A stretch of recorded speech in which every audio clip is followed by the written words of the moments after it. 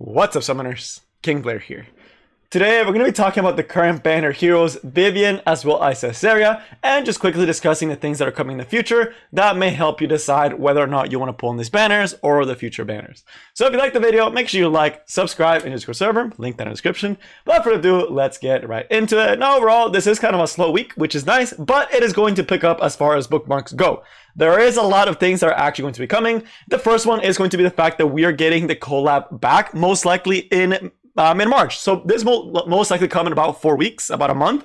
And they have already confirmed that we are going to be getting a new Guilty Gear hero unit, right? Whether that's going to be Ramlethal, who honestly is just kind of like budget Landy, or the other way around. Landy is a budget Ramlethal. So I thought it was going to be Ramlethal, or Ino, or another hero, maybe Kai. But all we know is that there's going to be a new limited hero coming. This also does mean that for new players that may not have had a chance to get Dizzy, Baiken, LFL, and they want to get those units again are going to be limited.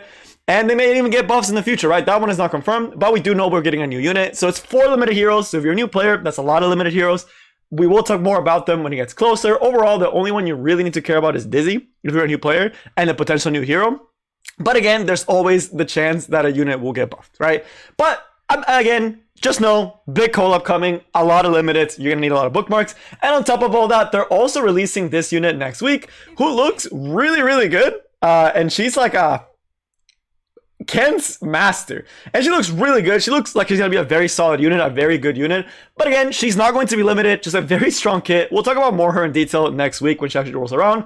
But in case you did want her, she's also gonna be coming out, right? So we have a new unit coming out next week, and we're also gonna be getting the GG collab with a new hero, most likely within 4 weeks, right? So there's a lot of heroes you're gonna have to be pulling for if you want all these heroes. If not, I'll try to give you when the banner comes up and when the new banners come out, so you get a better idea. But with all these things in mind, should you pull Vivian and Iseria?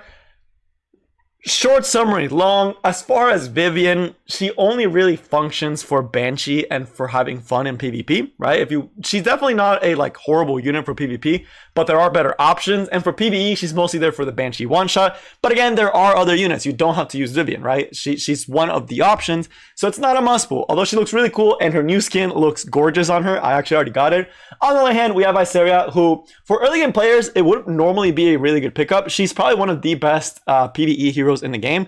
Always has been. She's good for so many different content, for different abyss stages, for hunts, for hell hunt. She's good for the earth expedition, for the water expedition, I'm sorry. Again, she's a really, really good PvE unit. That is a really, really solid unit. She's been around for a very long time.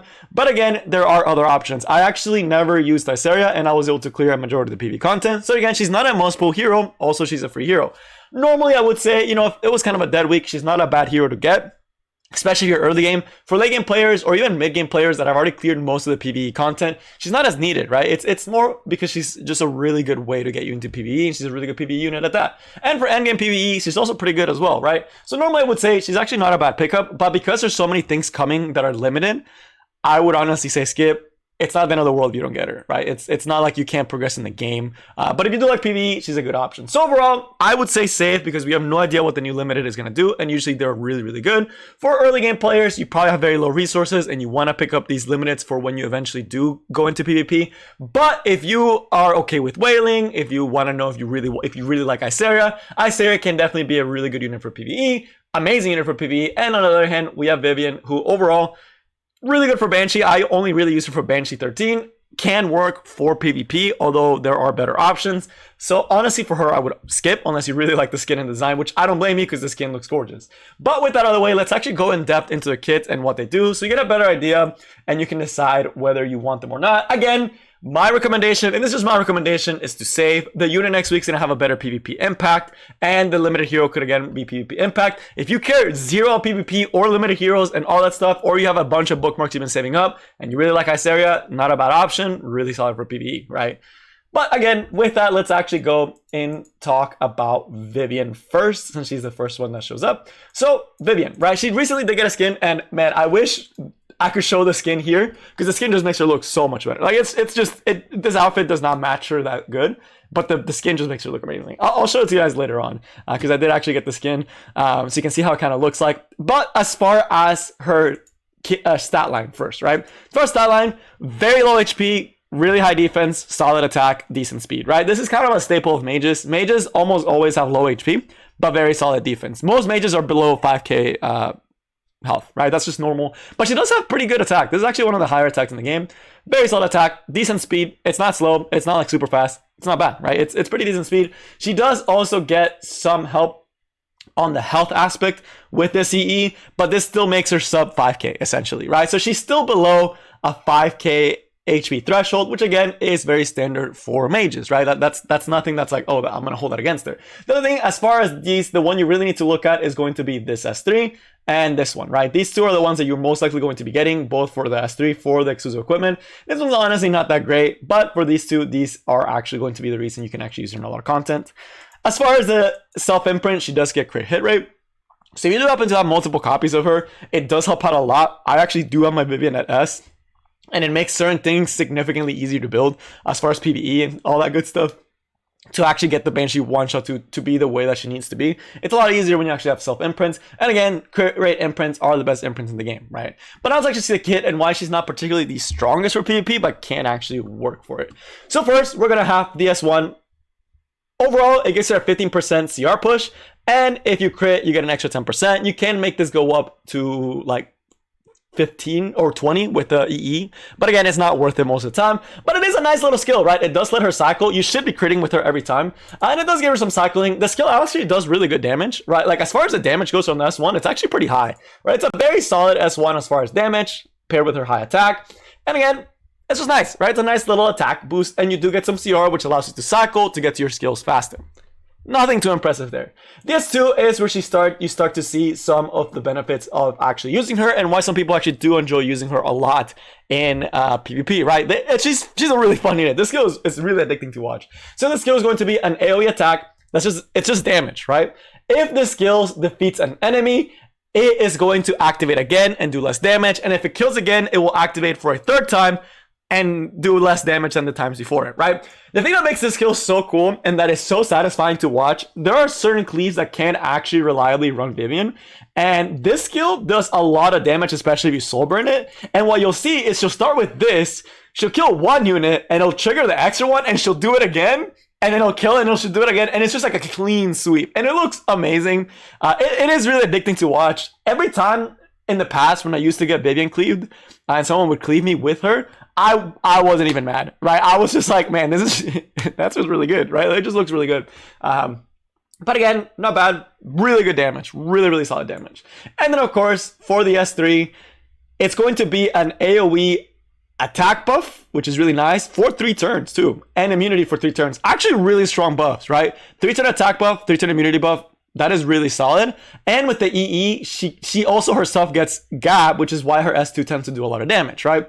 The place why Vivian Cleave even works in the first place is actually going to be the fact that if you pair this up with the EE that gives a 50% CR bar, she can actually cycle pretty fast, right? Because with this skill, she gets that immunity, and she gets a 50% CR bar. And then, of course, you have that gap to actually do the big damage. The other way that people do use her is kind of as a pseudo support is with the cleanse, right? So you're able to cleanse one debuff and then be able to put the buffs up, right? So a lot of the time, some of the heroes that have unable to be buffed first on their debuff list, I think, which is one of the ones that actually, I think Pera is actually unable to be buffed first, or it might be Restrict first. But there are some that is unable to be buffed first. And in those scenarios, if you have the cleanse EE, you're able to cleanse, but you don't get that 50% CR bar. For Banshee, the reason she's so good is because you have the 50% CR bar thing, and you can do the S3, you get 50% CR bar, and you lap your slow units, and you clear that first wave, and your team has that attack buff on the next turn, right? It allows for you to do 3-man Banshee, and I actually do use it for a 3-man Banshee team that I've showcased in the past. But the 3-man Banshee team, I can even take fodder and be able to farm the fodder with that 3-man Banshee team, right? It's really nice, right? For what it does, it is a really nice Banshee clear. And she does a really good job at it. It does require some speed tuning, but again, there are other options for Banshee one-shots. So as far as to how you would use her, she's mostly going to be there for the buffs, and she's kind of attached to her own artifact, Dignazorb, because Dignazorb gives her a barrier based on her attack, right? Without the barrier, she's really easy to kill. because of her low base HP and because you're typically not building her bulky, right? So what ends up happening, and the biggest problem with Vivian in today's meta is that she doesn't have any stealth or barrier at the start of the fight, and there are a lot of fast speed threats that can easily kill her before. The other thing is that if you do decide to go for a full speed route, she's not going to be doing as much damage, and at the end of the day, there are other attack buffers that can do her job but better, right? The speed one, you can get her to like 270, 280, and she can actually set up early. But again, that also does mean she's going to be extremely squishy. Even with Nick Zorb, she's not going to be surviving, right? It's very, very unlikely that she's going to be surviving. So she's always never going to be able to do the full role properly. And the thing right now is that she's competing with someone like Mediator Cowrick, right? Because unlike Mediator Cowrick, she can't full cleanse, right? If there's an AOL, there's nothing she can do about it, right? And AOL is very prevalent. And there are a lot, even Peyra, right? Because I'm not 100% sure, but if Peyra's unable to be buffed is first, then you also miss out on a lot, right? There's a lot of very high speed threats. And a lot of the time, Mediator Cowrick just does the job that she wants to do, but better, by just sacrificing the damage. And they almost have a 1-for-1 exact kits, right? Like Mediator Cowrick pushes an S1, she pushes an S1. Mediator Cowrick full cleanses, she doesn't full cleanse and gives attack buff and immunity, not for 3 turns, right? And he doesn't gap himself. And then Mediator also gives a barrier in place of this. So overall, it's just she's competing with like someone like Mediator Cowrick and other attack buffers, even like Peyra, that can offer more than her and are less risky. There's a smaller chance of you getting blown to bits with other heroes than her, right? So overall, I do want to play with her a little bit. I think she can definitely be good in certain situations, especially if they don't bring any control units. And especially with the 2 prevents that are coming up, she actually might see a little bit more play as a buffer, as kind of like an aggro buffer option. So I'm curious to see how that will play out. Although we're also getting a lot of very high damage threats in the game. You still have Rimuru, that's a huge damage threat that gets to steal the buffs and can kill her really easily. So again, there's a lot of threats to her in the current meta, which is making her not be as used. But again, for Banshee, she does a really good job. And that's going to bring us over to Iseria. This unit has been around for ages, and she's a really good PvE option. As far as style line, she has decent attack, not terrible, really solid HP, mediocre defense, which again, this is kind of a staple of Rangers too, is they typically will have very weird, like they'll have very mid stats all across the board. That's also very typical of Rangers. But she does get crit rate help and no effectiveness help, right? As far as self-imprint, she does get effectiveness. That will help her land her debuffs in PvE. Usually with 85% effectiveness, you pretty much hit everything PvE you need. I don't think there's a lot of other bosses that go above 100 FRES, right? So for the most part, 85 effectiveness is all she really needs. And again, not the best imprints in the world. She does give attack on the imprint release, which is nice for support units. As far as her actual kit and why she's so good at PvE, first, the S1, very simple, but very, very potent. It's a decreased defense. This skill is a decreased defense skill for 2 turns on an S1. That is really nice, right? For a PvE, whenever you're autoing, like the Earth Hunt, this gives you a way to actually decrease defense to opponent. And if you soul burn it, you can also do pretty good damage. For some Abyss stages, you actually do end up having to do this. I believe she's one of the few units that gets a different animation on the S1 soul burn. I think Ravi and Ravi are one of the other ones that also get a special animation in the soul burn. I wish more units actually got special animations in the soul burn because it is really cool. And it feels really impactful. But I mean, we're not judging here. But again, not a bad skill. The S2, really unique in the game. I actually think it's the only unit of her type that does this, but you get a full reset for your skills for one hero, right? This is extremely potent because there are a lot of heroes in PvE. I'm just going to say right now, Tama. Because Tama is so good for PvE, Iseria resets Tama, which lets you do idle form, and idle form is busted, right? Because idle form is just giving you CR, healing, attack buff, and then her S1 is stripping, and it just does a lot, right? So this skill alone is the reason why Iseria is so good, is because it's such a good pair with Tama, right? This skill is the reason why she's used so much. For PvE, it's going to be because of that. But again, she also has the S1 to follow up with the decreased defense, but that S2 is going to be the primary reason that you would actually be using her. And then of course, the S3 is also going to be a strip, a decreased defense for 2 turns, and unable to be buffed. Again, really good debuff for a lot of PvE content, right? Strips are very important in PvE, decreased defense is really important in PvE, and Tama is broken in PvE, so having a unit that is resetting your Tama is gonna make her really good, right? And that's basically it, right? There's not a lot more to say.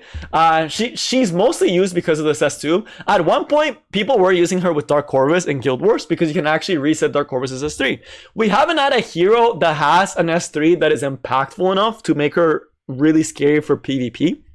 But there will be one day where there's a unit that has like an incredibly long cooldown but a broken ability that might actually make Iseria a really scary unit, right, for PvP. But overall, I mean, she's fun. She's a very good PvE option. Decreased defensing, resetting. You can't go wrong with her, right? It's just she just does a lot for PvE. Again, just consistent decreased defenses and resetting Tama just goes a long way for almost all PvE content. But yeah, that's about it for both these heroes. It's a little bit of a slow week. There's a lot of things that are actually going to be coming out in the near future that you need your bookmarks, which is why, honestly, these heroes, you can do without them, and they lose value as you play the game longer, right? So it's one of those things that early game, having an Iseria is extremely helpful, but as you progress through the game and you start cleaning PvE content, it's not as important to have her. But again, if you have extra summons, you don't really care about PvP, definitely a good option to also pick up. But at the end of the day, it's going to be your choice. And I will do my daily summons on... I haven't done... Like, I used to actually show the unit, and then I'd do my summons on here. Wait, I can't skip it. Is this a new unit or an artifact? Oh, it's an artifact that I don't have. Well, that's cool. I got a 5-star artifact on the first day. Yeah, I used to actually show the units and then actually do summons on their banner. Oh my god, Ducks Nox this. And I usually used to have really good luck. Maybe I should start doing that again. Usually when I summon on my own, my luck is terrible. So maybe the trick is actually summoning on the videos. But that's besides the point. That's all I got for you guys today. I'm not gonna keep you guys here any longer unless you wanna. I'll finish these summons and then I'll close it. But thank you so much, and I will see you next time. Peace. Oh man, another 5-star artifact. That's actually really nice. 2 5-star artifacts. That's great. All right, later. Peace.